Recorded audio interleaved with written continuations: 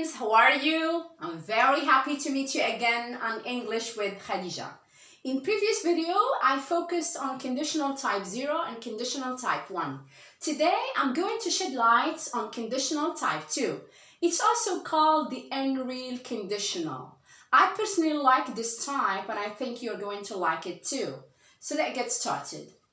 Let's have a look at these examples. If I had enough money, I would buy a car.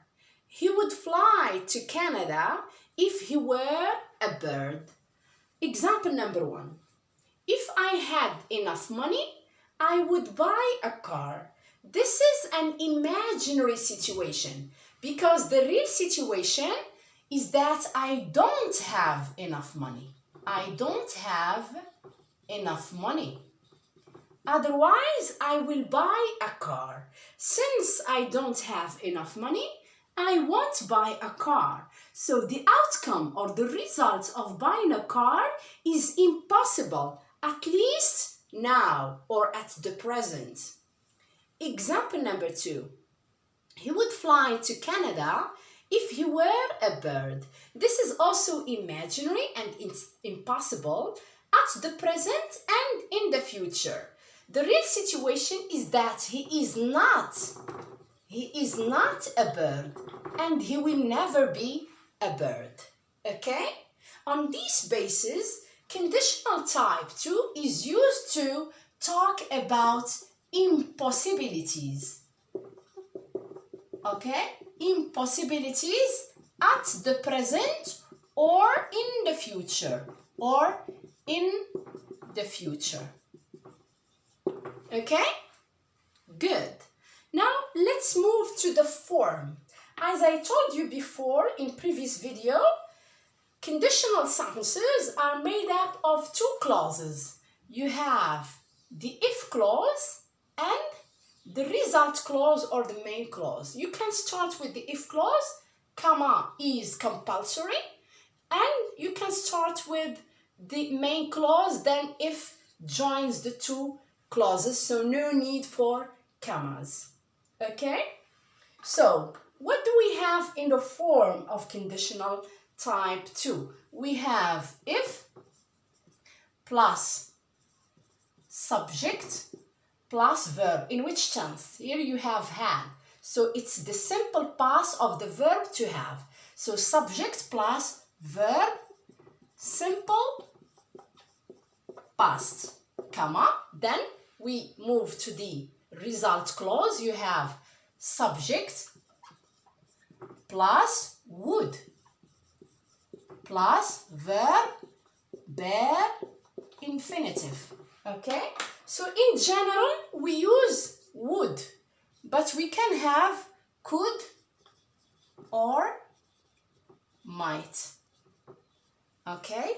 Might, could, would, plus verb, bare infinitive, 0, 2.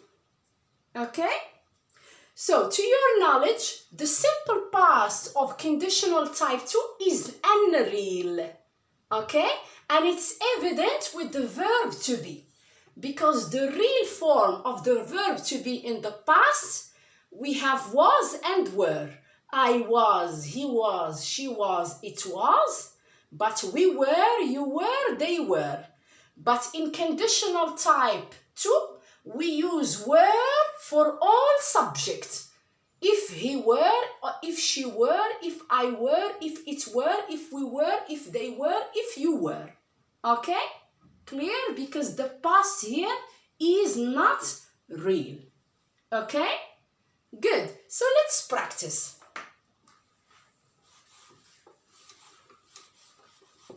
Okay?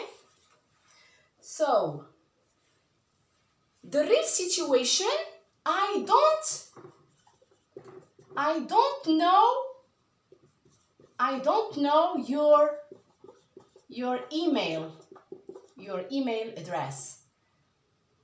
So, I won't send you the invitation. So let's imagine the opposite, okay? Let's apply the form of conditional type 2. So if plus subject I. So here you have I don't know. We are going to use the opposite, okay? If I, so the verb know, simple past of know is if I knew. So if the form is negative, you are going to use the affirmative form. If I knew your email address. So here it's negative, so we are going to use the affirmative, the positive form.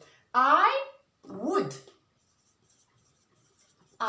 plus verb bare infinitive. I would send you the invitation.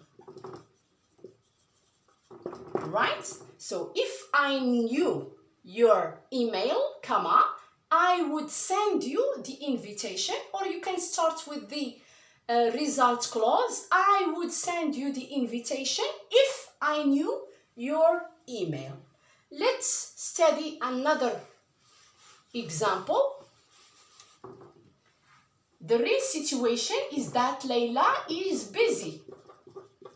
Okay, so she can't meet her friends. Okay, so let's imagine the opposite. If Layla, okay, so here you have it, it's positive. We are going to use the negative form of to be with if. So what is to be in conditional type 2? It's were. If Layla were not. So positive, negative. If Layla were not busy, comma, she, here you have it negative, so we are going to use the positive form, okay? Can, we are going to use could. She could meet her friends. If Layla were not busy, she could meet her friends. Is it clear? Good. So I hope you understand conditional type 2 form and use. Now it's your turn to write conditional type 2 sentences. You can begin your sentence with if I. Okay? So leave your comments if you need any clarification. Meet you soon. Thank you for watching.